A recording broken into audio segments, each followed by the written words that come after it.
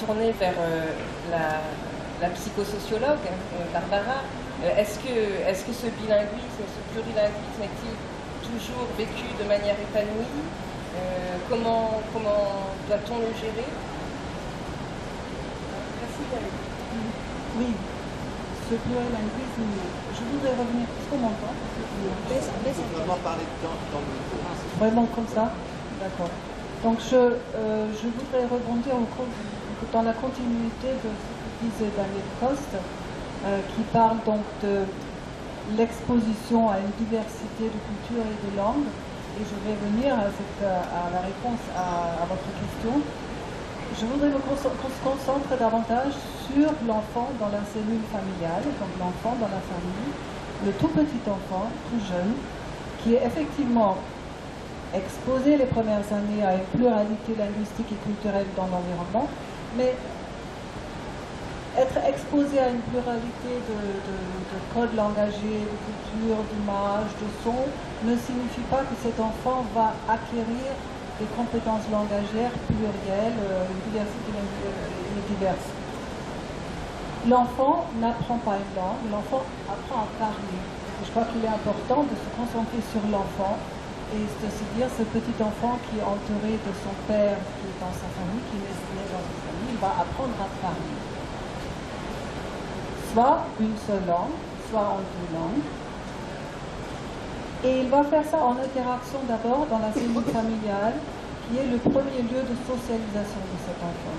Et il va intérioriser dans ce processus de socialisation les valeurs, les croyances, les attitudes qui sont véhiculées dans la cellule familiale, très rapidement aussi après la famille élargie et l'école, bien sûr.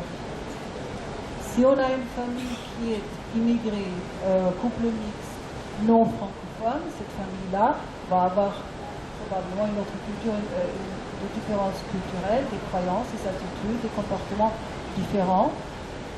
À propos des langues, à propos de la culture, à propos de l'éducation et du bilinguisme. Et cet enfant va donc prendre de la culture de sa famille, de la culture de la société. Alors cet enfant va, j'ai dit, il apprend à parler, il va acquérir des compétences langagières particulières, c'est-à-dire il va acquérir un répertoire de connaissances et de savoir-faire en plusieurs langues. S'il grandit dans une famille allophone, donc non francophone, et il va à l'école maternelle, il va élargir son répertoire de savoir-faire en plusieurs langues, et il pourra faire le lien entre ces langues-là, et même passer d'une langue à l'autre, dans certaines circonstances. Et cette compétence langagère particulière, acquise par le contact avec deux langues, est communément appelée bilinguisme. Mais ce terme induit une perception dichotomique. Il y a erreur dans ce terme-là, puisqu'on a tendance, et vous le disiez, on a tendance à considérer les langues comme deux entités juxtaposées, bien séparées, où tout passage d'une langue à l'autre est considéré comme une déviance. Et je le rencontre encore aujourd'hui quand je rencontre des enseignants de français. Alors c'est pour cela aujourd'hui on parle davantage de plurilinguisme ou bien de l'enfant qui grandit avec une langue de vie plurilinguisme. Je voudrais poser une question d'abord. On parle du plurilinguisme, mais pourquoi s'intéresser au plurilinguisme en fait?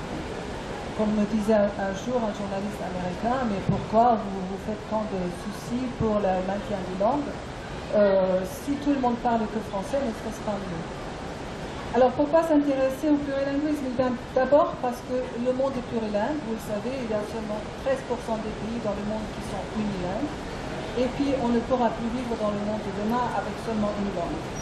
Et puis, sans oublier que la France est un pays multilingue, qui a la plus grande diversité linguistique en Europe avec la Finlande. Et vous savez aussi peut-être, je l'espère, que la France a reconnu officiellement 75 langues de France qui font partie de notre patrimoine culturel, sans compter les centaines d'autres qui sont parlées sur le territoire. Alors, pour des raisons historiques et idéologiques, cette diversité n'est pas valorisée, que ce soit dans l'espace public ou voire même dans les familles. La France est un pays officiellement monolingue. C'est inscrit dans la Constitution depuis 1992. où tout se passe comme si certaines langues menaient à une compétence plurilingue, alors que d'autres constituaient une menace de pollution, de contamination pour la langue française. Et ceci en dépit de toutes les données scientifiques récentes qui démontrent que le plurilinguisme n'est pas à l'origine de difficultés langagières ou d'apprentissage. Malgré cela, les représentations à propos des personnes biplurilingues oscillent toujours, je le constate tous les jours, entre admiration et méfiance, entre désintérêt et méconnaissance. Admiration pour le bilinguisme avec l'anglais, vous voyez toutes les méthodes d'anglais qui sont exposées aujourd'hui au salon. Méfiance, par contre, à l'égard de tous ceux qui ont des compétences dans des petites langues, des langues inutiles, des langues minoritaires, bref, des langues sans valeur sur le marché linguistique. Et pourtant, la majorité des enfants plurilingues en France possèdent une de ces langues, au moins une de ces langues minorées, et se trouvent dans une situation de bilinguisme subi, imposé. Situation malheureusement encore aujourd'hui considérée comme handicapante pour la réussite scolaire. Il n'est donc pas étonnant que les injonctions d'abandonner la langue familiale au profit du français soient encore très fréquentes, que ce soit dans le cadre scolaire ou ailleurs, dans le cadre des représentants institutionnels. Alors, en ce qui concerne la position de l'école française, elle est paradoxale. D'une part, les programmes d'enseignement des langues affichent de plus en plus comme objectif le bilinguisme des élèves. Et vous vous souvenez peut-être des promesses d'un ministre de l'Éducation nationale, René Darcos, en 2009, qui, lors d'un journal télévisé sur TF1 un soir, promettait qu'à la sortie de la scolarité obligatoire, tous les élèves français seraient bilingues, bien sûr avec l'anglais. C'était en 2009. Le problème est que les langues visées par cet enseignement bilingue, par ce bilinguisme à l'école, sont exclusivement des langues internationales, allemand, anglais, allemand, espagnol, alors qu'en même temps, de nombreux élèves biplurilingues perdent leur première langue par manque de pratique et de reconnaissance en dehors du cercle familial. D'autre part, et voilà le double paradoxe de l'école, l'objectif affiché dans l'enseignement précoce d'une langue étrangère dès le primaire, l'objectif affiché de cet enseignement est l'ouverture à d'autres cultures et l'éducation à l'altérité. Mais les langues et cultures naturellement présentes dans la classe sont considérées toujours comme entravant la maîtrise du français. On préfère apporter une langue étrangère, en général l'anglais, mais on ne se soucie pas des autres langues qui sont déjà présentes dans la classe. Alors, dans ce contexte de dévalorisation des langues, le maintien de la langue familiale et donc l'acquisition de compétences plurilingues n'est pas un objectif pour les parents eux-mêmes, pour certains parents eux-mêmes. Au contraire, nombreux sont ceux qui ont intériorisé un autostéréotype négatif qui les pousse à l'abandon de leur langue aux dépens de l'authenticité des échanges avec leur enfant. L'abandon de la langue familiale et la non-reconnaissance dans l'espace public et institutionnel ignorent, encore une fois, les données scientifiques récentes. Les compétences langagières dans la première langue de l'enfant constituent le terreau, si vous voulez, sur lequel pourra se développer la seconde langue de l'école. Et puis aussi couper la continuité entre la langue de la famille et celle de l'école crée des frustrations, peut créer de frustration profonde chez l'individu, ce qui aboutit souvent à un rejet de la langue et culture française et par conséquent à la difficulté de partager les valeurs culturelles de notre pays. Alors la question pressante qui se pose à nous aujourd'hui est la suivante. Comment permettre à des enfants issus des minorités linguistiques et culturelles de développer des stratégies et des mécanismes socio-psychologiques pour construire leur identité sociale et culturelle positive à partir de la langue et culture familiale et avec la langue et culture du pays d'accueil.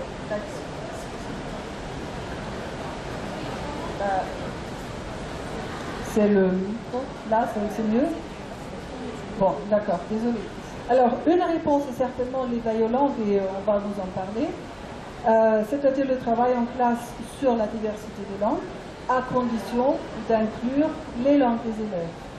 Mais je pense, et nous pensons dans notre association Café Bilingue, pour déconstruire les mythes autour, qui entourent ces langues minorées, il faut aller plus loin.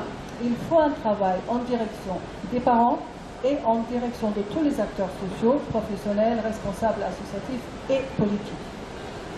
À l'école, bien sûr, c'est toujours l'école qui est en premier plan. À l'école, le travail sur la diversité linguistique en classe devrait impliquer les parents d'élèves, ce qui permettrait de valoriser les savoirs et savoir-faire de parents qui restent généralement à l'écart de l'école. Et la participation des parents permettra d'une part d'inclure un volet culturel important.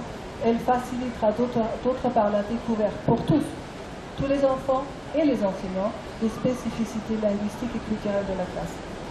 Alors notre travail dans le cadre de notre association consiste donc à soutenir et à rassurer les parents dans leur comportement, dans leurs attitudes éducatives en ce qui concerne la transmission des langues, par des groupes de parole, par des rencontres parents-enfants. Et d'autre part aussi, nous tenons à sensibiliser le grand public aux enjeux du plurilinguisme. Nous avons organisé 2 bilingues camps, pardon pour l'anglicisme, ce sont des forums, des ateliers participatifs, des conférences et des tables rondes. Et last but not least, je sais que je suis à la DGLF, mais je tiens à ma liberté d'expression en anglais. Il s'agit de former les professionnels, petite enfance, médico-sociale et enseignement, à une meilleure approche psychosocio-éducative des enfants et de leurs parents en contexte plurilingue. Nous sommes donc à l'initiative, comme Gaïd l'a déjà dit, de la création d'un DU, d'un diplôme universitaire, et nous organisons des formations intra-entreprises. Et alors nous lançons pour entamer donc un vaste mouvement de reconnaissance de la diversité linguistique et du plurilinguisme. Nous allons lancer à l'automne une semaine des langues en famille et à l'école, où tout le monde, toutes les associations pourront participer, où nous espérons et nous sommes en train d'associer les écoles que nous pourrons accompagner dans ce projet ambitieux. Alors pour terminer, je voudrais dire qu'il me semble que la société française devrait vraiment relever le défi du plurilinguisme en prenant conscience et en valorisant davantage le patrimoine culturel et linguistique dont elle dispose. L'école, quant à elle, qui n'est non seulement un lieu d'apprentissage, mais aussi au lieu de socialisation, plus particulièrement avec la mise en place des nouveaux rythmes scolaires, elle est un des acteurs principaux de l'éducation à la diversité et à la tolérance, et la prise en compte des langues et des cultures vécues par les élèves est un aspect important de cette éducation à la tolérance, éducation à l'altérité, bref, éducation civique. Merci Barbara. Merci Barbara et bravo pour cette initiative donc, de la Semaine des langues de la famille qui sera une grande première au mois de novembre, c'est ça? Donc merci pour votre intervention, très intéressante. Donc, comme vous l'avez dit, l'enfant n'apprend pas une langue, il apprend à parler. Il faut arrêter de considérer les langues comme des entités qui s'opposent. Et puis aussi, vous avez souligné le fait que si un enfant qui est bilingue français-anglais suscite l'admiration autour de lui, le bilinguisme chez des enfants issus de l'immigration, comme ça l'a été chez des enfants locuteurs de langue régionale, il y a quelques décennies, est souvent subi et considéré comme un handicap. Donc nous allons poursuivre. Donc la question qu'a soulevée Barbara, c'est comment faire en sorte justement que ce bilinguisme, ce plurilinguisme précoce se vive de manière épanouie et soit vraiment un atout pour l'enfant. Et donc là je me tourne maintenant vers Michel, qui est didacticien, et justement qui va pouvoir nous parler des approches pédagogiques permettrait justement de mettre à profit tout ce répertoire langagier divers de l'enfant pour optimiser son apprentissage et de la langue française et des autres langues. Bien, des approches pédagogiques, certainement pas de toutes, mais d'approches pédagogiques. Merci de m'avoir donné plus de capacité que je n'en ai finalement. Je ne peux pas parler de tout, ne connaissant pas non plus tout. Ce que je vais essayer de faire, c'est de décrire la spécificité d'un travail qui a été entrepris au Centre européen pour les langues vivantes de Graz, qui est une institution du Conseil de l'Europe, orientée vers l'innovation, la formation des enseignants, et qui a commencé finalement, je m'en suis rendu compte, il y a déjà 10 ans, on est en 2014, ce fameux cadre de référence pour les approches plurielles est quelque chose qui a démarré il y a environ 10 ans. Rassurez-vous, je ne vais pas vous en raconter toute l'histoire. Ce que je vous conseille une première fois, et je vous en conseillerai au moins 2 ou 3 fois au cours de mon bref exposé, c'est d'aller chercher sur le stand de la délégation générale à la langue française et aux langues de France cette très belle petite brochure, merci Xavier Nort, que la délégation générale à la langue française, ben oui, ben c'était quand même une belle chose ensemble, hein, il y en aura d'autres, vient justement de produire sur les approches plurielles. Vous y trouverez aussi la référence du site internet sur lequel vous retrouverez ce qu'on appelle donc le CARAP, cadre de référence pour les approches plurielles, et un certain nombre de choses dont je vais vous parler maintenant. Hein. Et donc je vais pouvoir le faire brièvement. Alors donc, il y a 10 ans, un travail qui a conduit au développement d'un référentiel. Qu'est-ce qu'on appelle un référentiel? Essentiellement, mais il y a d'autres choses dedans, une liste ordonnée, structurée des savoirs, des savoir-être et des savoir-faire qui peuvent, pour une certaine orientation d'enseignement qui sont celles des approches plurielles sur laquelle je reviendrai, qui peuvent inspirer, servir de base à des démarches d'enseignement à tout niveau, que ce soit pour l'enseignant lui-même dans sa classe ou pour ceux qui conçoivent des programmes, pour ceux qui font des matériels didactiques ou, pourquoi pas, pour ceux qui inspirent nos politiques linguistiques et prennent un certain nombre de décisions vis-à-vis d'elles. Et je voudrais en même temps dire qu'il y a autour de ce référentiel d'autres outils sur le site, des outils plus pratiques. D'une part, une base de matériaux didactiques en ligne avec des critères de choix divers et que vous retrouverez. Et ensuite, un kit de formation des enseignants. Voilà, il y a de quoi au moins travailler de façon conforme. Je voudrais en même temps montrer en quoi ce projet constitue un instrument, et ses résultats constituent un instrument pour répondre aux questions qui ont été posées dans le titre de la table ronde, à savoir des langues de la famille aux langues de l'école, tout en replaçant ces questions qui concernent un secteur particulier ou un angle particulier sur lequel il faut regarder nos politiques linguistiques éducatives, tout en replaçant ces questions dans un cadre plus large qui est celui des relations qu'il y a à établir entre toutes les langues, ou à amener l'élève à établir entre toutes les langues au fil, on va dire, des apprentissages. Au fondement de ces réponses, il y a une conception sur la nature même de la compétence plurilingue, pluri- ou interculturelle, qui est déjà présente dans le premier gros document, il y a une dizaine d'années, du Conseil de l'Europe à Strasbourg, c'est-à-dire le CECR, le cadre européen commun de référence pour l'enseignement des langues, si je me trompe.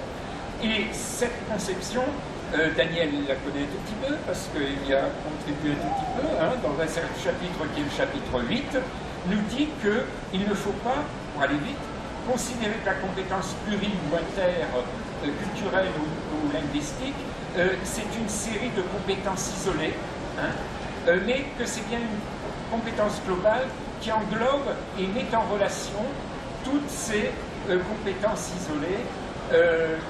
Voilà.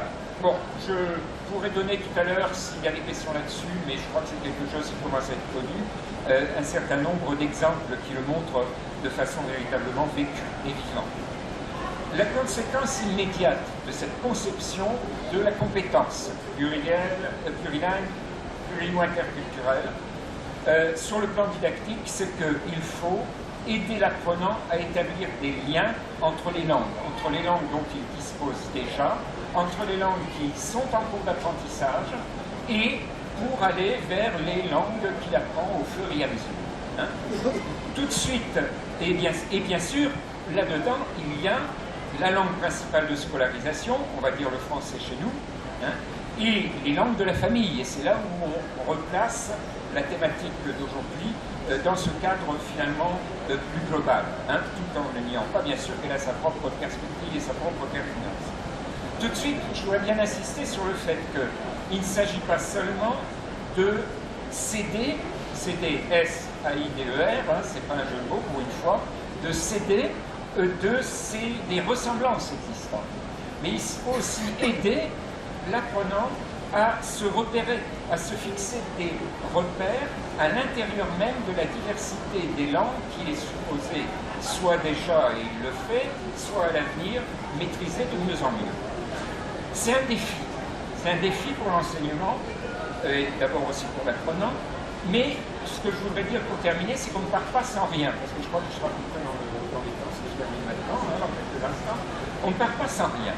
Il y a l'existence justement de ces fameuses approches plurielles, hein, dont on a parlé, et qui sont celles dont le référentiel du CARAP essaye de définir les savoirs, savoir-être et savoir-faire qu'elles permettent de développer. Voilà une belle phrase avec une syntaxe très simple, comme vous l'avez entendu. Hein, mais voilà, ces approches plurielles, leur définition, c'est les approches dans lesquelles, à un moment donné de l'enseignement, c'est très concret, on travaille sur plus d'une langue ou plus d'une culture. Alors, je ne reviens pas sur qu'est-ce qu'on va appeler langue, qu'est-ce qu'on va appeler culture. Hein, gardons cette idée. Travail en même temps sur. Ben, évidemment, si on veut que les apprenants établissent des liens entre les langues ou entre les cultures, on peut dire, allez, ils se débrouillent, ils feront même le boulot. Ou, et c'est bien mieux, on essaye de les aider en faisant un travail dans lequel ils élaborent eux-mêmes leur connaissance, bien sûr, et leur compréhension des choses, un travail où, à un moment dans la classe, on travaille sur plus d'une langue, sinon on ne peut pas les aider à établir des liens. C'est aussi bête que ça.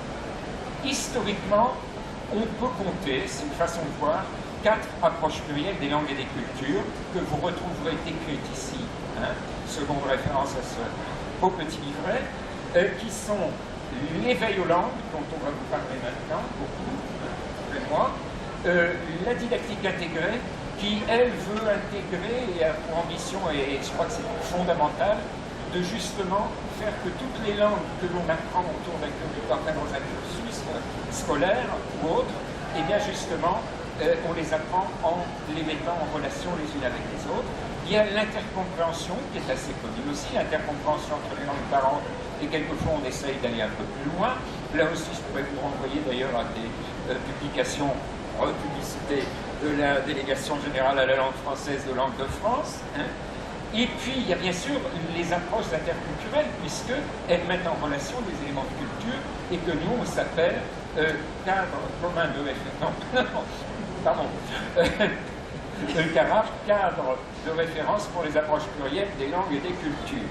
Il y aurait beaucoup à dire d'ailleurs sur ce qui se passe en ce moment entre le CARAP et le CECR, et qui est très positif à mon avis, pour essayer de présenter une idée un petit peu cohérente de ce que propose le Conseil de l'Europe. Là, je ne vais pas en parler du tout, aux enseignants de langue et aux décideurs en ce qui concerne l'enseignement des langues, pour essayer de mettre tout ça en cohérence. Je ne vais absolument pas dire.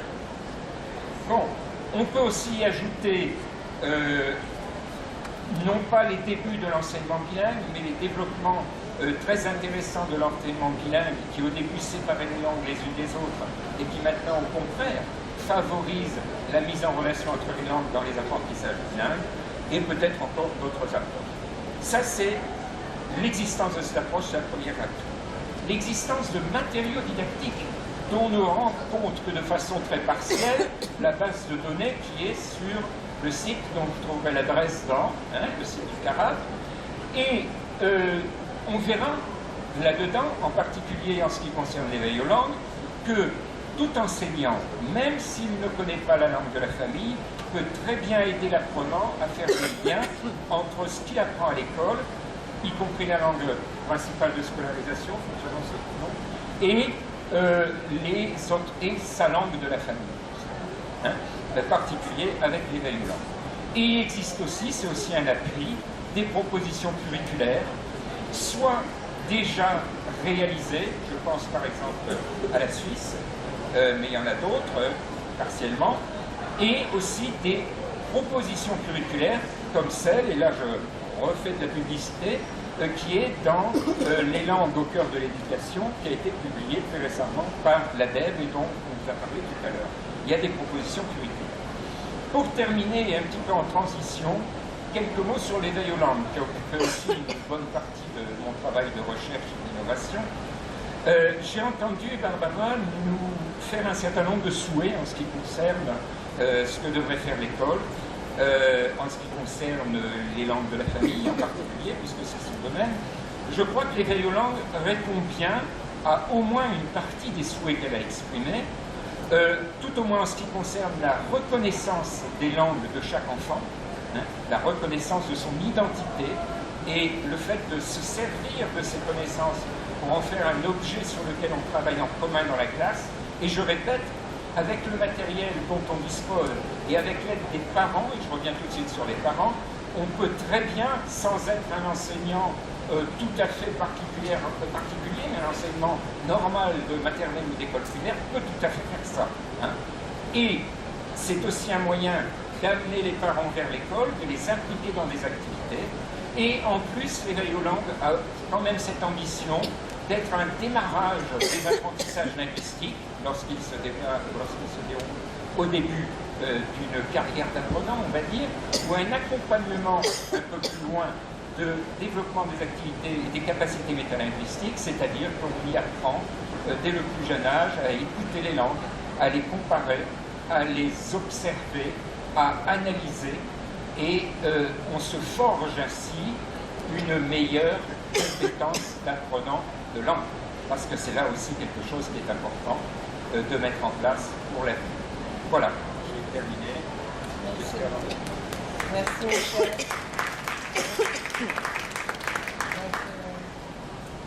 Donc, il est important, comme vous l'avez dit, de créer des liens entre les différentes langues, entre les différents apprentissages, de ne pas considérer l'apprentissage d'une langue de manière cloisonnée. Et il existe, comme Michel l'a très bien exposé, aujourd'hui des outils, un cadre. Et la division des politiques linguistiques du Conseil de l'Europe travaille toujours dans ce sens. D'ailleurs, actuellement, un projet parent est en train de se monter, un projet justement qui implique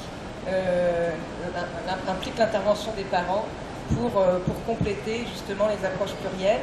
Et c'est aussi ce que propose la Semaine des langues de la famille de Café Bilingue, de faire entrer les parents des enfants, des parents vecteurs d'une autre langue, d'une autre culture dans la classe pour mettre en place ces échanges. Alors peut-être, suite à cette intervention, peut-être quelqu'un dans la salle aurait envie de poser une question sur ces outils. Non ? Donc je vais laisser la parole à Gwen Guyader, donc d'une langue à l'autre, association qui travaille principalement dans le cadre de l'éveil aux langues. Alors quelles sont les activités que l'on peut mener dans le cadre scolaire, mais aussi dans le cadre périscolaire à partir